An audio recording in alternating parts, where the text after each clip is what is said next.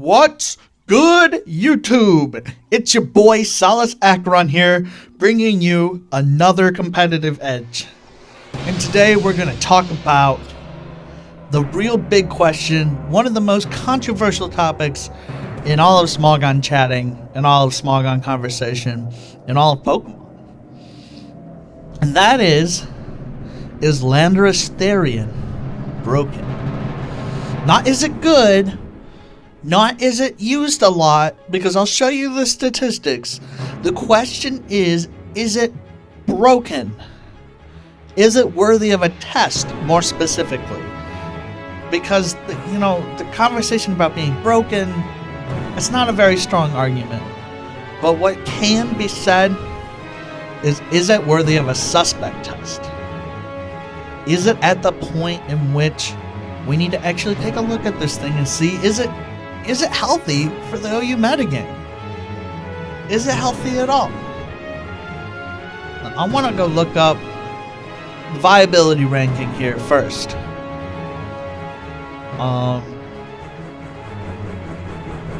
And basically, you can see him at the top, though it's alphabetical order. But regardless, Landorus-Therian has been at the top of the S rank for all of 7th gen, and it sat there for most of 6th gen. And I'm pretty sure if you played 5th gen now, you would see it's probably there too. But S rank, which means it is superior. It is above Mons, even including Magearna, which was S rank for a long time. Heatran, which a lot of people think will be S rank soon with the departure of Doug Trio. It is now the premier trapper, though it doesn't really fit on stall. Lele was S at one point. Coco could even be considered S with the way that it molds the metagame. But despite that, you've got Landorus-T, and of course we're going to talk about this monster very, very soon. But we're going to talk about this guy first. Above, those meta-defining characteristics of those A+ rank Pokemon, you've got Landorus-T at the top. I'm going to show you the sets that make it a top-notch Pokemon. Now we're going to look right at the overview. Smogon's own words. Landorus-T is arguably the best Pokemon in the OU metagame. Without question, it is that good of a Pokemon. It is just, it's so good. Look at these stats. You've got 89, 90, 80 bulk. You even have 105 special attack. But this is the real kicker, 145 attack. That's monstrous. That's to the point in which it doesn't even need to invest everything in attack. And this helps its bulk even more. Intimidate. It is the best Intimidate user in the entire game. Hands down. There is none better. In any tier. Ubers, OU, UU, it doesn't matter. This thing is the best. And I want to, the very last part of this paragraph. Landorus-T defines the OU metagame and is practically essential on any serious team. And I'll show you just how essential people think it is in statistics. But that's for later in the video. So its flagship set, its defensive set, has been, tweaked and perfected. As you can see by this EV spread, some of these, sometimes I change the speed a little bit. Sometimes you give it more, sometimes you give it less. Best stealth rocker in the game, no question. U-turn for utility or protect in case, Z move is being thrown its way. And hidden power ice for basically one mon. Two. Basically one. Opposing Landorus-Therian. That is it. Hidden Power Ice, whenever you see it on a set, it's either to hit Zygarde or it's to hit Landorus-T. Last gen it was to either hit Landorus-T or to hit Garchomp. Because Garchomp was the Pokemon that was great, but now Garchomp isn't so great anymore. Especially when this behemoth is running around and people are figuring out actually how good it is. Rocky Helmet for chip on opposing physical mons. Leftovers for longevity and recovery. Ability to switch into them, yes, indeed. Except I barely see Garchomp as a viable threat anymore, despite what it says. Another flagship set. This is an old set. This was back when it was original. The coveted Choice Scarf. Now people run Explosion to make sure that Pokemon like Volcarona can't keep setting up. Again, this Mon runs Hidden Power Ice for opposing Landorus and for Zygardes. Otherwise, pretty standard spread.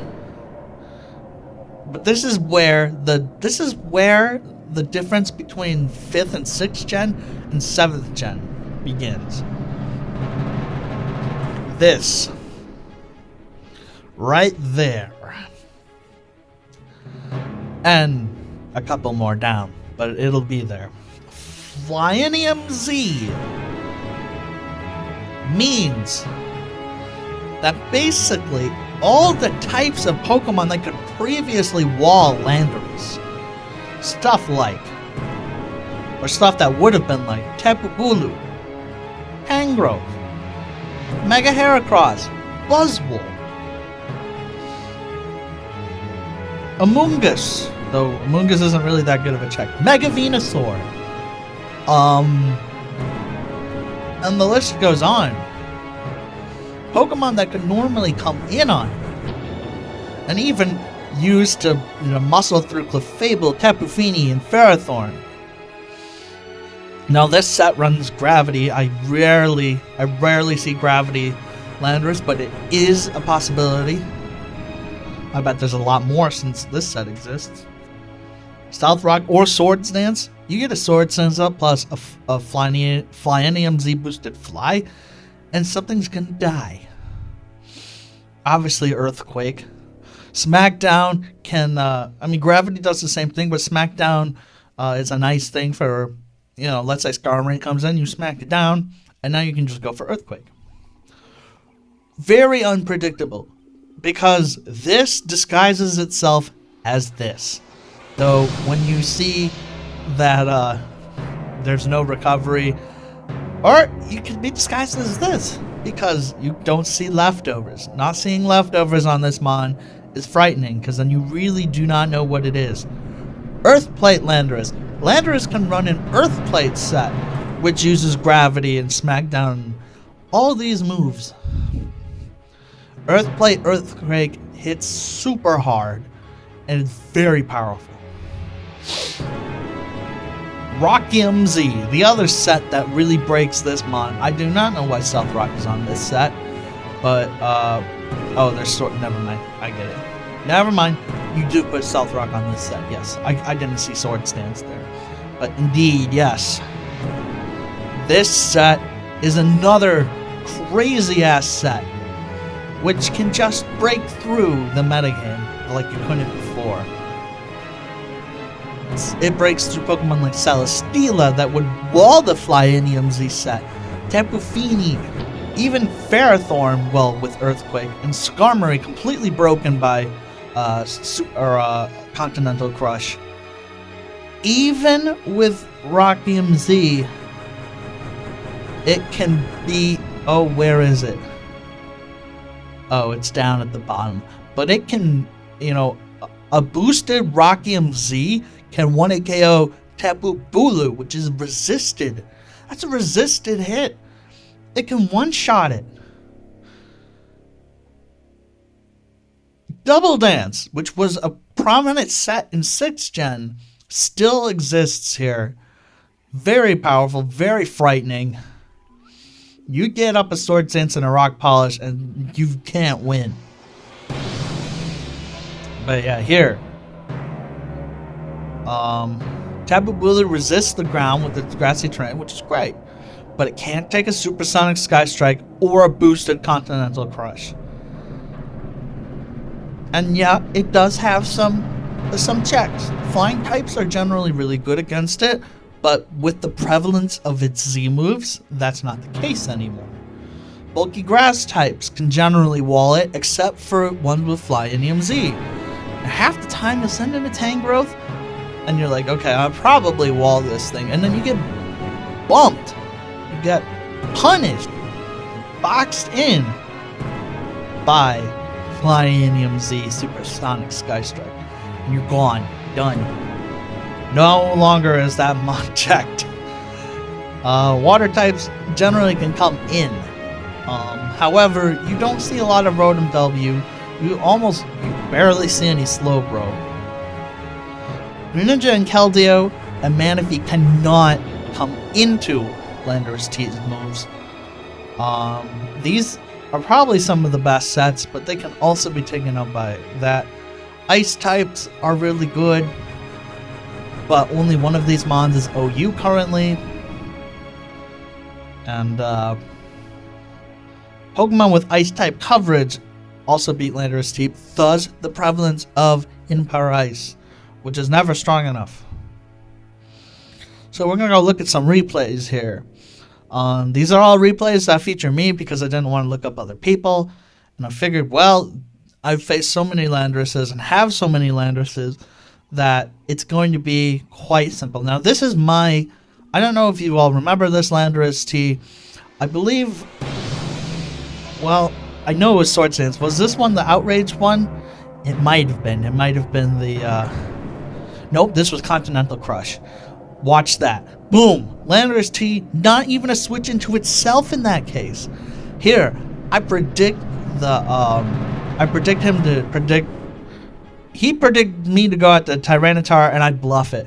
Not only have I killed Landorus-T with that, but I have weakened his Ferrothorn, and now Manectric can come in and it can just go for a Volt Switch. And that game is basically settled. Here, this is one of my early Sun and Moon matches. This is when Mega Metagross was still legal, so here I make some good plays. He goes for a Hidden Power of Ice, predicting my Landorus. Of course, it does nothing to an Excadrill. I go into that as he goes for a U-turn. I did not predict that. I predicted like an Earthquake or something. I get up a Spike here. As he goes for a Pursuit with his Muck. This was back when people actually used Muck. Here comes in my Landorus-T. Oh boy, I wonder what I'm going to be able to do. I'm going to go straight for a Swords Dance. And Celesteela is like, oh, I'm going to Protect. And I'm like, nah, brah, I'm going for another one. And what is going to come in on this? What's going to come in? Flyinium Z! One-shot Celesteela. That's resisted. Okay? Resisted. Oh my goodness gracious. That is a resisted hit. All I had to do there was predict a Protect. Very easy to do. And honestly, very, very safe. Because what is Celesteela going to do back to me? And I believe at this point, I don't remember if I win this game or not. It doesn't really matter. But I have... I guess Muck's doing some work, but here... Oh, he gets poisoned. Very, very nice. So at this point, here's a Zapdos. I switch out as he goes for Defog, and then I think I just win with this Mon. No, I think I get... Do I get beat here? I do get beat here. So I actually ended up losing this game. But, and I said bad game. But you saw what happened with the Landorus-T against that Celesteela. It destroyed. Here's another game. Stall. Now, as you know, I fucking hate Stall. So this game was glorious. Here I lead with my Mold Breaker Excadrill, which can get up the rocks. Nice, nice, nice. I go for a Toxic as he does with the Scarm. It's okay, it's fine. Though, I guess my Excadrill is burned now. I go out to this guy. I go for a Meteor Mash. It does nothing. He goes out to Dugtrio as I go for a Thunder Punch. That sucks. I go for Ice Punch. Switches out, predicting me to have a Bullet Punch as he goes just out to any Rocky Helmet damage. Here we go. Here's some stuff. Goes out to Chansey. Goes out to Skarmory. I go for a Sword Stance. Now he has to go out into his Clefable. Now this one is, yeah, Flying EMZ, Supersonic Sky Strike. It does 80% to Clefable. That's unaware. So it ignored my boost. It still did 80%. And now he knows that he can go out to Skarmory. Lucky guy. But it doesn't matter because that Skarmory is going to die. And now, where is Switchins? Where are his checks for this Pokemon? Where could they be? Here I believe I get up rocks. Yes, I do, because I can. And he goes for like a reversal. That's totally fucking fine. I go out to my Scarf Nihilego. Get a special attack raise. That's all fine. I don't care. I go out to this. I decide to go for Hydros. I get out. I bait him, get out a Spike. That was basically all I was doing because the game is over. The game is over right now. He doesn't even decide to go for a Toxic. He goes right out to his Clefable, which once it takes hazards, you know it's unaware. Goodbye. Clefable dies. Whoops. Clefable dies. I switched this out for, I guess I wanted the stunt. Plus I wanted him to take some more hazards. Here I go for Quiver Dance. I just keep going for Quivers. I go and weaken this Chansey a little bit. Actually, not at all. I go for Sword Stance as Toxic comes up. But now, because I'm Toxic, I can't be burned. And I'm okay with this. Earthquake just gonna finish this game. He goes for a Protect. He tries to go for... I stunt. I trash talk him. But 1 in 36 games simply because of the Sonic Sky Strike, or Supersonic Sky Strike play. It might have been able to 2-way KO that with Earthquake, but I would have had to predict that, and I did not. Oh, wait. Yeah. I didn't. Another one. Whoops. We're gonna... we can see that. So here we go. I like this team. This is my Stallbreaker Pidgeot team. I think that's actually just a change of the last one. I think it's like the other team, but a little different. And as you can see here, this is another stall match. Haha! Another stall match. So here he goes for Haze, but it's okay. I have Refresh. I can just keep going for Workup. What is this Chansey gonna be able to do? Not much. Watch how much this Hurricane does from Bird Jesus. Wow! 82%. Insane. So I go out to my Greninja, which does shit. And then I go out to Landorus. And you know what? That's great. Landorus is great. Here comes Skarmory. I go for Sword Stance. He has no play. Well, I go for a Stunage because I'm not wasting my Z move on this sucker. But you know what I am going to waste it on? Well, getting up my rocks first. As he goes for Dazzling Gleam. And I decide, you know what? I feel like I can live the next Dazzling Gleam. So I'm +3. Continental Crush. That is... Oh, it's not a resisted hit. And I told him to click X. Goodbye. Same story as before, though Dugtrio might have been able to do stuff, but Dugtrio can't beat my man Bird Jesus. So as you can see here, it's the offensive sets that are really, really broken. That just plow through teams, and because you don't know whether it's Flying EMZ or Rock EMZ, you have no idea. And because it has so much prevalence, so much usage, that is the topic of discussion. This is, I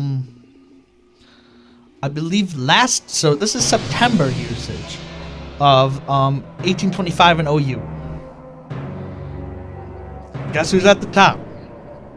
Oh, and by the way, for the longest time, Landorus-T has been at the top since the beginning of Sun and Moon. It has been #1. Nobody has come anywhere close.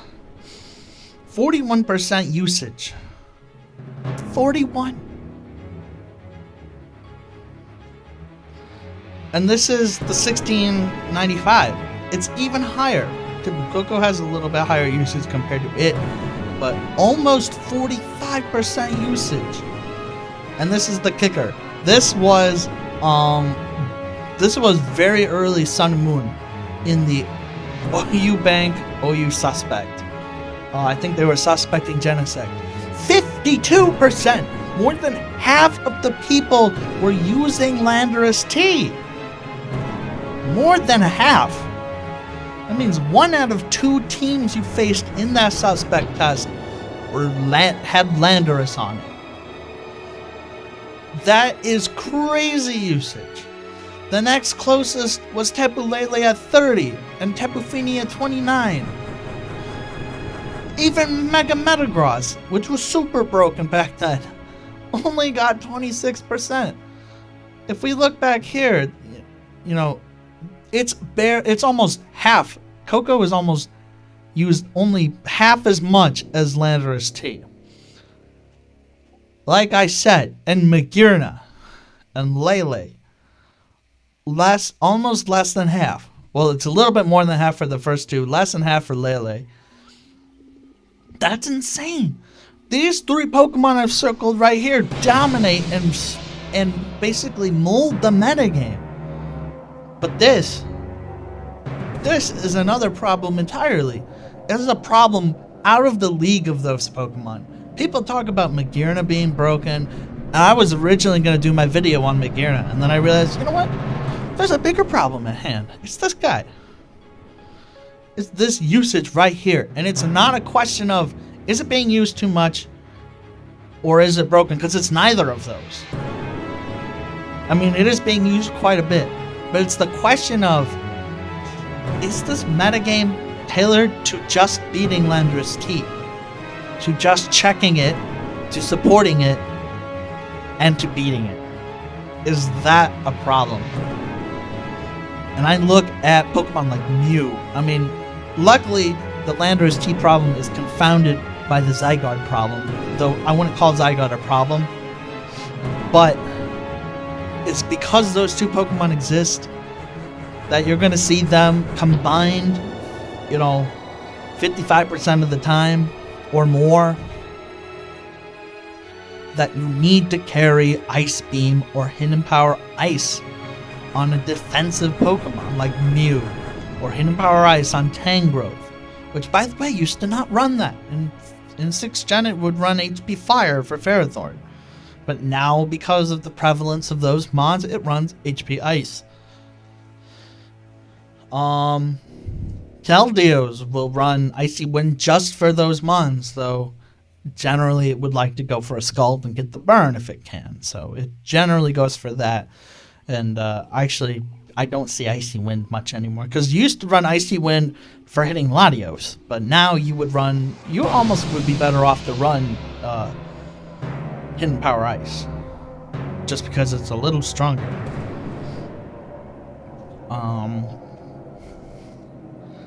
And so here's the deal, guys. It's not a question of is it broken. Though you can make an argument for the Z moves. Because they are so unpredictable and they check different kinds of defensive things. And oftentimes, if you run Stone Edge and you're running Flyinium Z, you have no checks.